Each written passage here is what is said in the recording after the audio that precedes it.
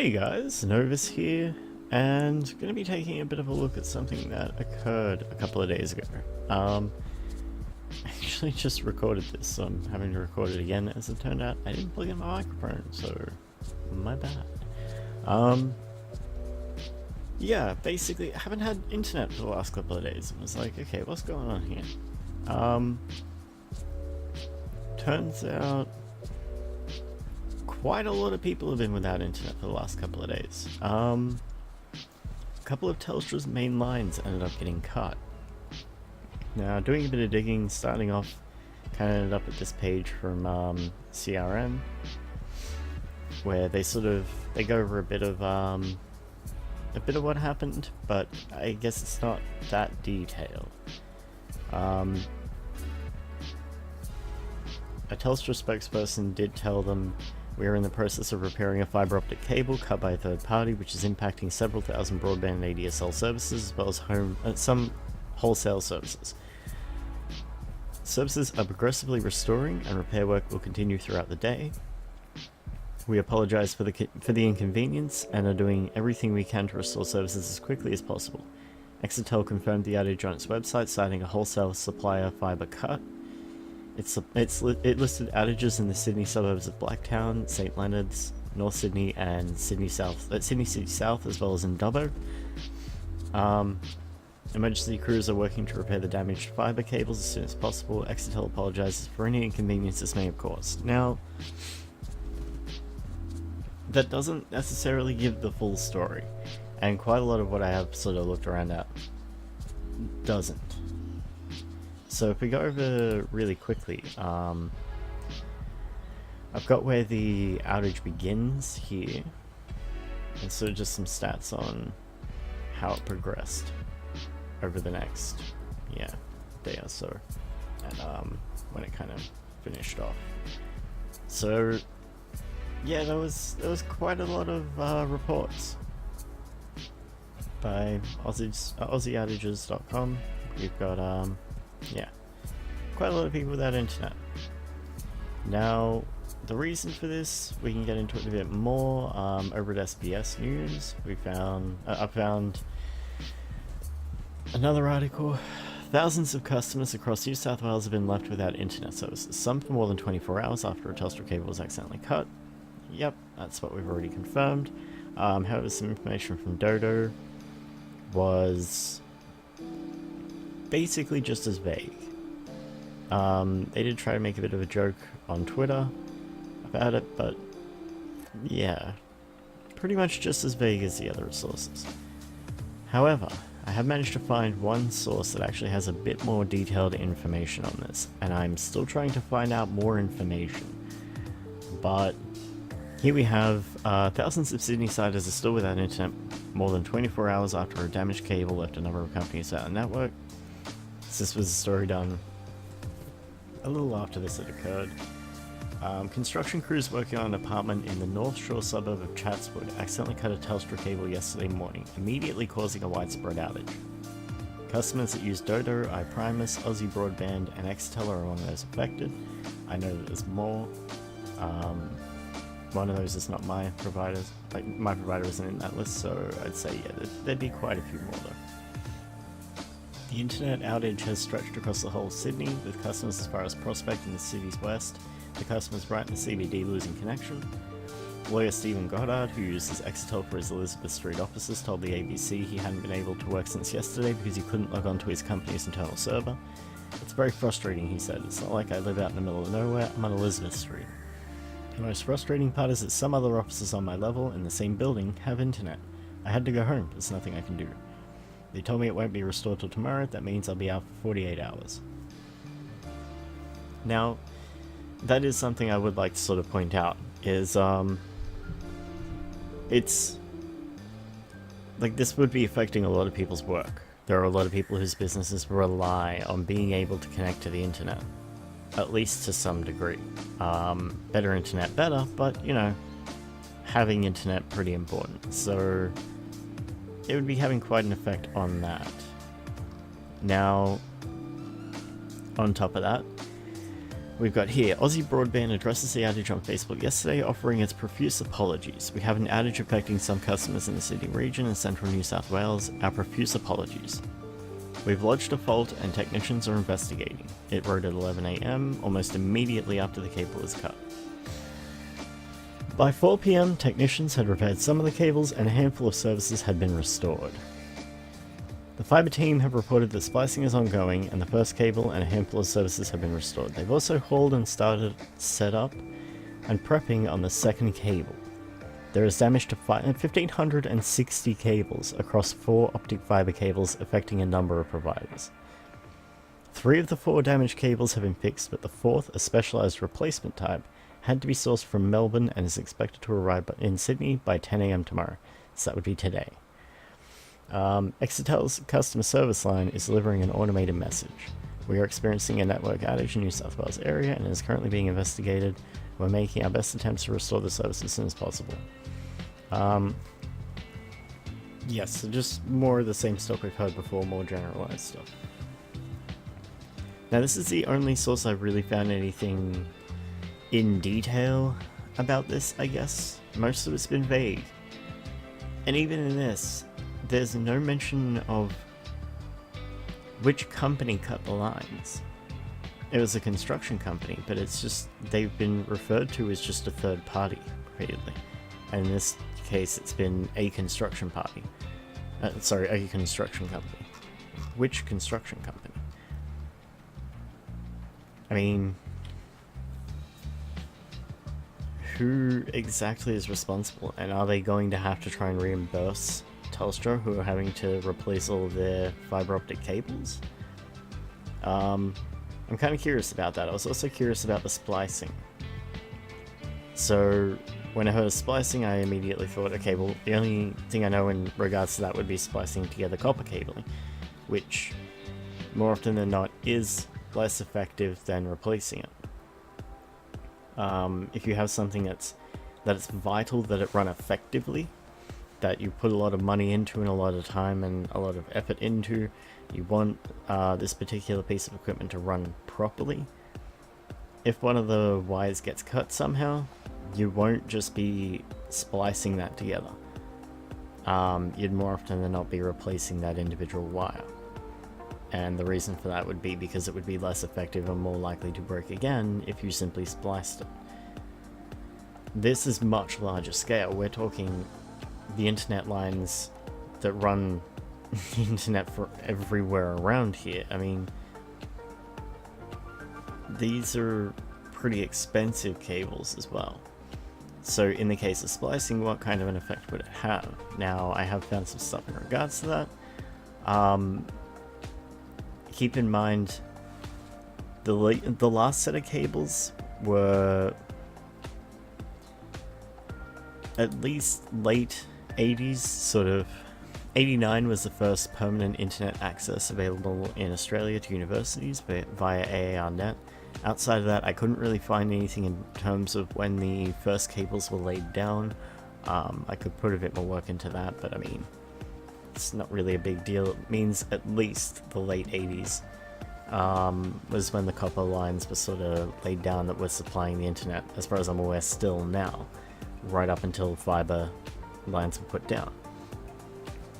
Quite a few generations of internet did come out without us actually replacing them, and as such, we've got issues where, yeah, we're having to sort of jump way ahead in terms of our internet to sort of make up for that. Now, I'm assuming this would probably likely end up being the case again. We're not going to be replacing these lines anytime soon and upgrading to whatever the next generation of transmission of information is. So looking at splicing, this is the information I could find. There are 2 possible ways through which they would be splicing the fiber optic lines. That would be through mechanical splicing, which is shown in this diagram, and it's basically just a case of they seem to put a sleeve over the 2 cables in question and sort of try and mechanically sort of force the cables to sit in place, lined up with one another, so forth. it has here, mechanical splices are simply alignment devices designed to hold the two fiber ends in a precisely aligned position, thus enabling light to pass from one fiber into the other. Typical loss, 0.3 dB.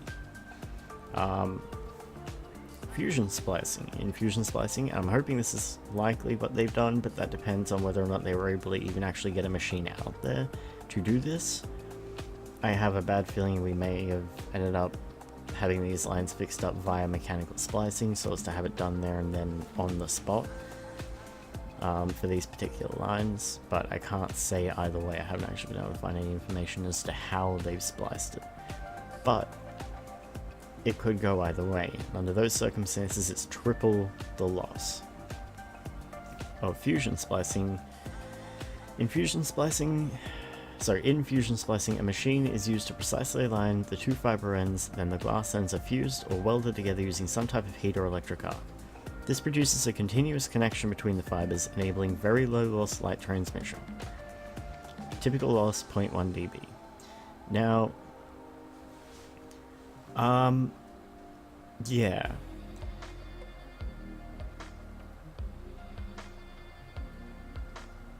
Okay, so yeah, here we have even, the rundown of roughly the prices, which I was about to say I don't actually know the prices, but here we go, yeah. So this would be your reasoning for picking mechanical splicing over fusion splicing, even though fusion splicing is technically superior.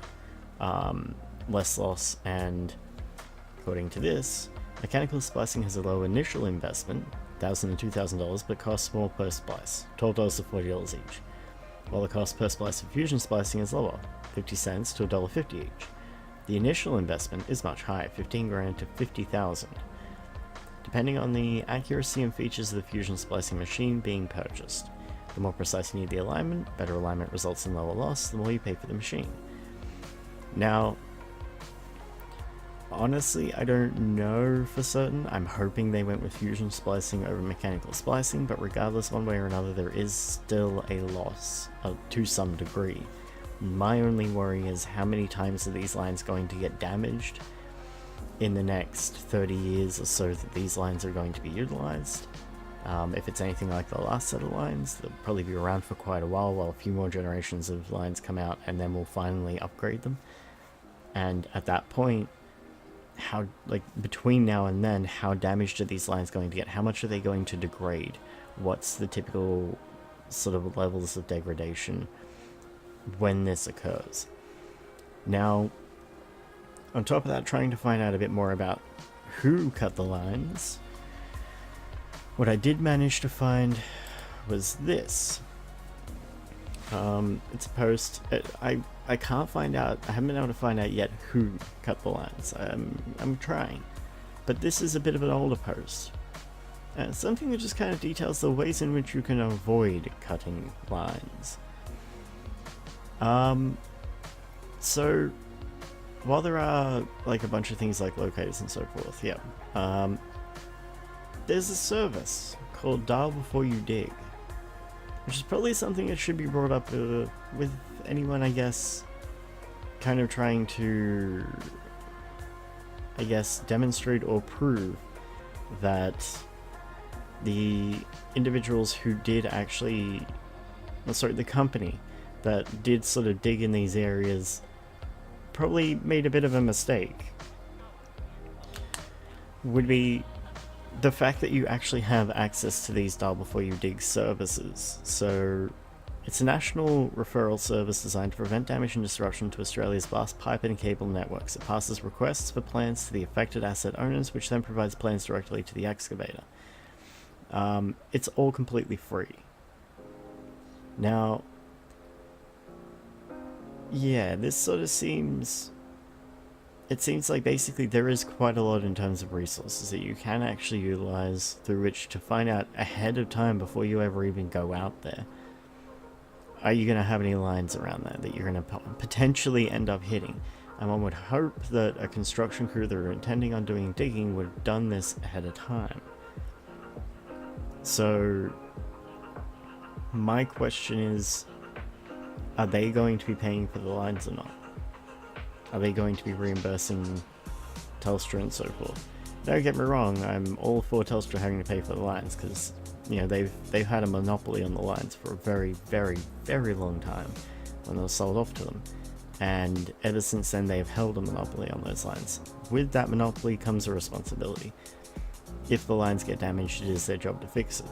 But under these kinds of circumstances, there's a good chance that the construction company is going to have to pay to be able to actually have these replaced. And these are some big lines. These are not cheap. And seeing as some of them had to be custom made and sent over from Melbourne, one would have to assume that, yeah, they're gonna have a pretty decent price tag. So, I don't know, I'm still curious about that. I want to sort of see if I can try and find out who is involved, and sort of what's going to happen in regards to that. But just in regards to what has occurred, as far as I can find, it's a simple case of there were multiple lines that were cut, resulting in 1,560 fibers across 4 optic fiber cables being damaged. Which is a pretty hefty one. I mean, they didn't just hit one optic cable, they hit 4. So, it's some pretty hefty damage. But yeah, so that would have been why the internet was down for 2 days. I'm still curious as to why it was kind of hard to actually get any information in terms of specifics. And most importantly, why providers, like the provider that I'm with, weren't telling people. They were sending messages out saying, you know, we can't give even a rough estimate as to how long it's going to take, so on and so forth. Well, they could have given a rough estimate of it will take at least 2 days, because it's going to take us that long to get a new custom cable in. The specialized replacement type, as it was referred to. So, I mean, like, there was a delivery time of 10 AM. So, I mean, we should have been able to have at least an idea of, okay, it's going to take at least that long, but we were given nothing other than there's some minor damage. And, sorry, there are minor outages. See, I'm a little curious about that as well. So, like, as to why it was hard to actually dig up any information as to what was going on. It's a lot easier once you've got access to the internet and you can kind of do a bit of searching around. You shouldn't have to do a lot of searching around. If they're paid to provide a certain service to you and they're no longer able to provide it in a certain circumstance because damage has occurred, they should be filling you in fairly thoroughly as to what has occurred. This is how long it's going to take because this has occurred. Nothing like that. So do a bit of searching around and try and get that information and sort of get it out there. So, yeah. I guess that's pretty much it for now.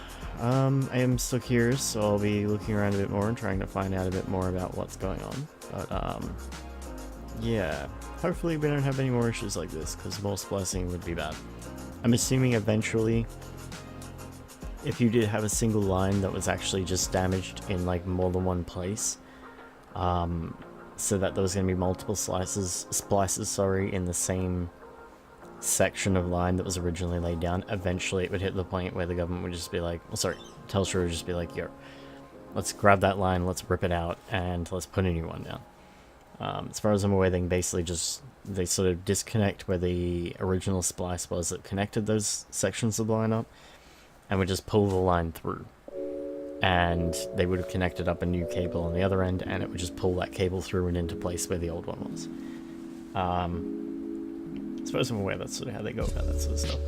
But yeah, so it wouldn't be too hard for them to do, it's just a case of it'd be expensive still. So, curious as to how often we're going to be running into damage like this. Seeing as it is something that's been complained about for years. That other article from before was from 2016. I mean, there was other articles I saw there that were dating further back, so quite a while we've been having issues with different construction companies, companies ending up getting construction done of some kind in which it ends up with digging, hitting lines, cables, pipes, all kinds of things like that, and ending up doing damage, and next thing you know, it just ends up costing us a whole bunch of money because of it. It's something that really probably needs to be sorted out. But yeah, that's pretty much it for now, and I hope you guys enjoyed. and I hope you guys enjoy the rest of your day. Let me know down in the comments below if there's anything you're curious about, or what your thoughts on this are. And yeah, I'll catch you guys in the next one. Have a good one, guys.